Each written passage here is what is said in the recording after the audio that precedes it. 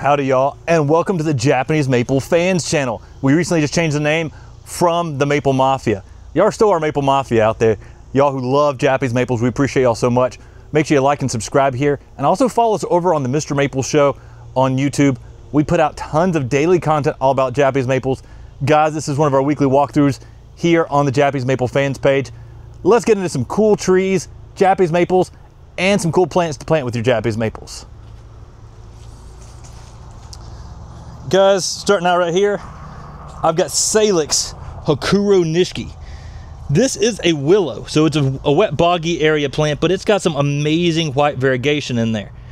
I actually love this so much, I bought one on my as soon as I got married, my wife and I made a trip down to Florida.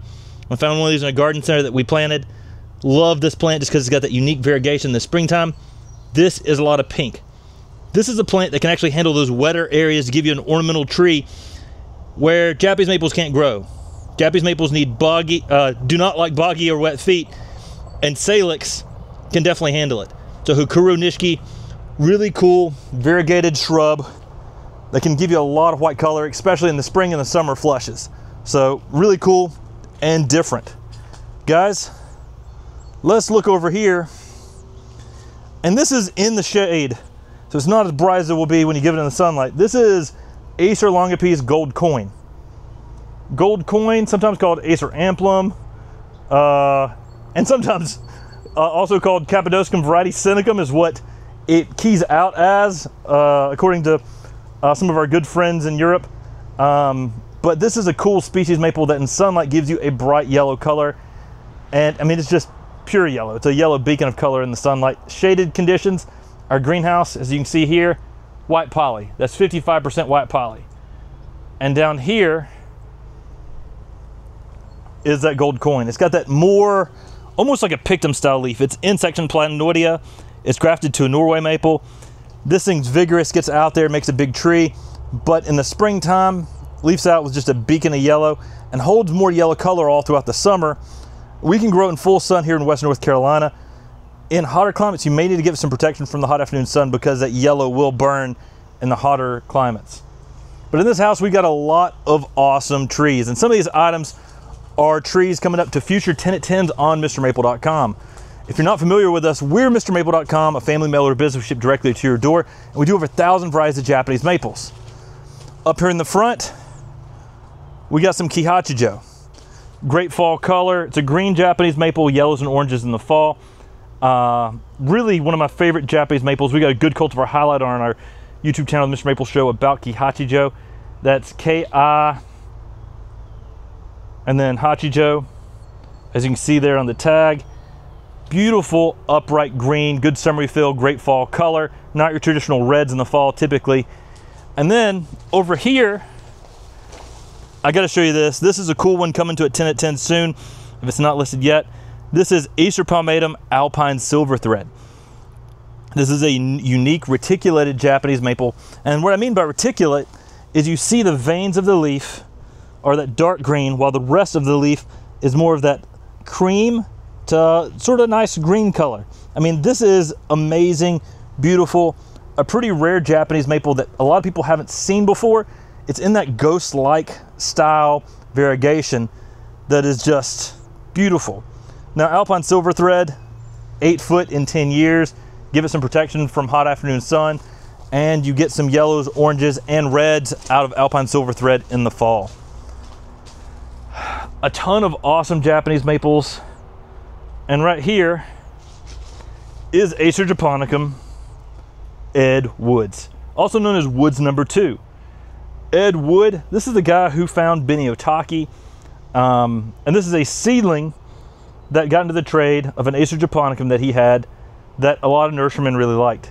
Now, out in the landscape, these leaves here can actually get huge. They can get dinner plate size on Woods number 2.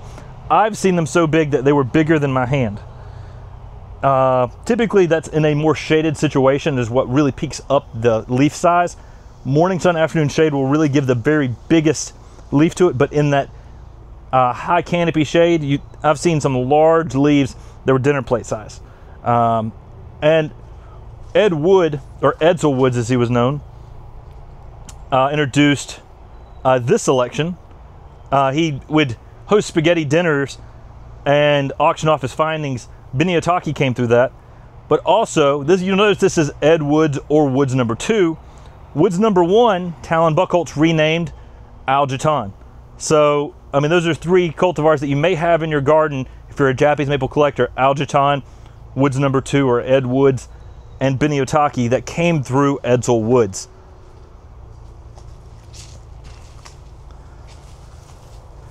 We got some nice Acer pomatum katsuras right here in some 2 gallons.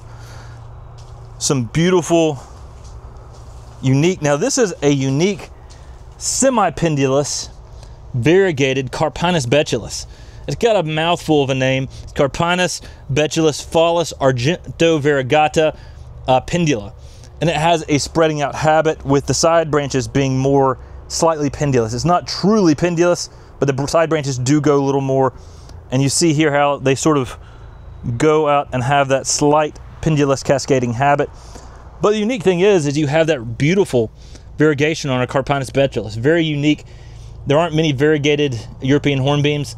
In fact, this may be the only variegated hornbeam in the United States, this cultivar. Something unique and different. Hornbeams are extremely hardy and durable.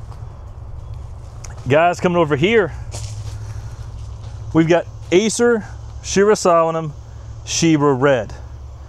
Now, Shiba Red is an Acer Shiraum selection, and you start to see a little bit of Shiraum on how many lobes are in the leaf here.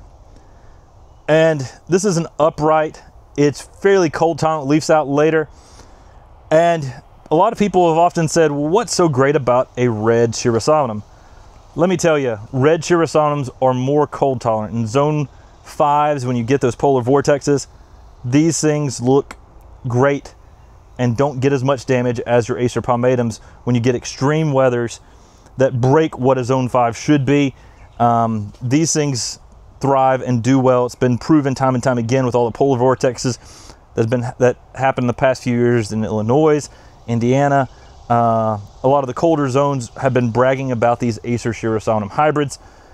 And if you don't believe this is truly an Acer Shiraum hybrid, check out Plum Wine and check out Purple Velvet, which are seedlings from Shiba Red, introduced by Talon Buchholz at Buchholz Nursery. And you see that traditional Shiraum leaf that came as a seedling from it. The F2 generations of Japanese maples often show the characteristics that the tree was hybridized with. So seedlings from this will prove that it's an Acer Shiraum hybrid often, because the seedling from it will look more Acer Shiraum and continue that red trait, which Plum Wine and Purple Velvet did. Some cool plants. This is a really underrated tree back here. This is a unique Acer cersinatum. You see that color popping off on it right now in the summer? It's looking awesome. This is Acer cersinatum Kisetsu Dori, a selection by Pacific Coast Propagators. And it makes a shrub-like form, short, wide, as I've seen some of the ones out in Oregon. Very dense, multi-stemmed, very traditional cersinatum shape, but you get some colors on there that just remind you of Japanese maples. Looks very Japonicum-like on its leaf structure. Definitely pretty cool and interesting. And there's a lot of interesting trees here in the garden, or here in the nursery right now happening. And let's see here, right here, we got some new growth happening on Acer pomatum Sawa Chidori. I mean, that's looking sharp right now with some of that coral pink color. This is another Japanese maple that has that ghost-like reticulation. And look at that right there on that growth. That looks sharp right now. The colors have faded out a little bit, but if you look down here, you can actually see a little bit of that reticulation still showing a little bit. In our high heat settings in our greenhouse, these greenhouses can get to close to 100 to sometimes 120 degrees during the summer. And when that happens, many of these Japanese maples lose their reticulated variegation and more chlorophyll come into the leaf in this high heat kind of setting. Now, this is a pretty cool tree. Right here is Acer pomatum Aka Shikaratsu Sawa. Now, this is a really nice, slow growing, spreading out dwarf Japanese maple, 6 foot in 10 years. And it's definitely got more of that semi-pendulous habit. This is the mother tree to a big part of the Go series by Talon Buckholz. I say mother tree. This one, the genetics in this came through and helped produce a lot of the Go series, while Kasagiyama was one of the other parents to the Go series. So cool thing, if you want to find more ghost-like types and you want to go back to the roots, look through seedlings of Kasagiyama, and this one right here, Aka Shikaratsu Sawa, selection from the 1800s. Some good brick red color, sort of pink color in the spring. Some people have incorrectly labeled this as Beni Shigatsu Sawa. I don't like that, even though the name is more accurate on the color. You get more of a Beni color. When you translate Beni in Japanese, it's more of like a brighter pink color than the Aka, the deeper pink that this is named after. But it's had that name Aka Shigatsu Sawa since the 1700s, on the original 1700s list. So I'm not a fan of changing Japanese maples after that long in the nursery trade. Now guys, this is pretty cool. I gotta put this out here in the aisle and walk back so you can see it. This is Beniheime staked up. We've got some of these right now on MrMaple, and the cool thing about Beniheime being staked up like this, Beniheime is notoriously a slow growing and finicky plant. Well, these are vigorous. They've been staked up, and the fact that it's staked up like this gives it a lot of airflow. What Beniheime is famous for is that red color, that bright red color you're seeing here. I mean, it's outstanding. Dense, compact, rounded form. And the fact that these are staked up means you're gonna have a tree that's got lots of airflow on a dwarf that's normally finicky, and this thing is vigorous right now. So if I was gonna try a Beniheime that's notoriously finicky, I would try one of these 2-gallon XLs we got right now, because these things are beautiful, staked up, vigorous, with plenty of good airflow. So win-win when it comes to trying out Beniheime. Guys, there's tons of cool trees all in this house as we're walking through here. Black lace, still looking black. Again, this is mid-July in our cold frames, and these things are holding that dark color. Proves it's a winter. Guys, lots of cool Japanese maples in here. You're seeing some fire glows over on this side. And over here, we got some Makawi Etsubusas. Those Makawi Etsubusas are looking quite sharp right now. Tightly layering habit, maple of the year. An underrated tree right here. Pull this back around, sorry, the camera went wonky. Underrated tree right here. This is Oregon Sunset. Oregon Sunset makes some unique shapes. I got some 2 gallons right here. They're looking amazing. And it's a spreading out red in the landscape. It gives a bonsai-like habit. Guys, that thing is really cool. And the shape on this is unlike any other Japanese maple I've seen. We're approaching our time for filming here, but because I showed you this Oregon Sunset, guys, we're gonna walk out and I'm gonna go show you the Oregon Sunset that we have on the bank here at MrMaple. Oregon Sunset is spectacular. It's got some good red color. It's got a unique bonsai-like habit, but spreading out with that red leaf. That makes this thing, wow. It makes it super amazing. Everybody at the open house comes through and says, what in the world is this tree on the bank? And when they see it's Oregon Sunset, they're often leaving with one. So I gotta show you the Oregon Sunset on our bank here at MrMaple. We just planted it out. It's been one of our back fields where we had some stock plants that when we purchased Highland Creek Nursery. Been fending for itself in full sun here in Western North Carolina, and it's a beauty. I mean, the fact that this tree's got such great shape and good red color is a testament to how beautiful this thing is. And guys, the fall color on Oregon Sunset, it's just outstanding. I mean, you just get some really nice sort of like pink orange reds that would remind you of an Oregon Sunset. Last time we were out at Buckholz, one of the last times we were out at Buckholz, we were actually able to go see a sunset over the ocean from the beach in Oregon. I mean, Buckholz is 40, maybe 2 hours from the beach, I believe, maybe 40 minutes. I can't remember exactly, but it's close. Guys, I'm gonna turn you around. Boom. Check out the shape of this Oregon Sunset. Is that not beautiful? It looks like a little bonsai right there. Look at that branch structure, that V shape, that upright habit.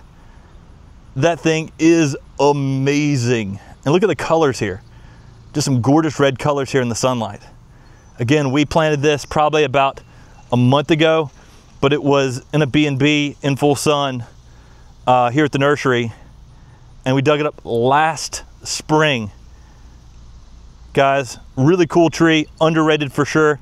Check it out on mrmaple.com. Guys, make sure you like, subscribe, and share this video with your gardening friends. And if you hadn't found us on the Mr. Maple YouTube channel, make sure you subscribe to us there as well, because we put out daily content all about Japanese maples. Take care, God bless, and have a great day.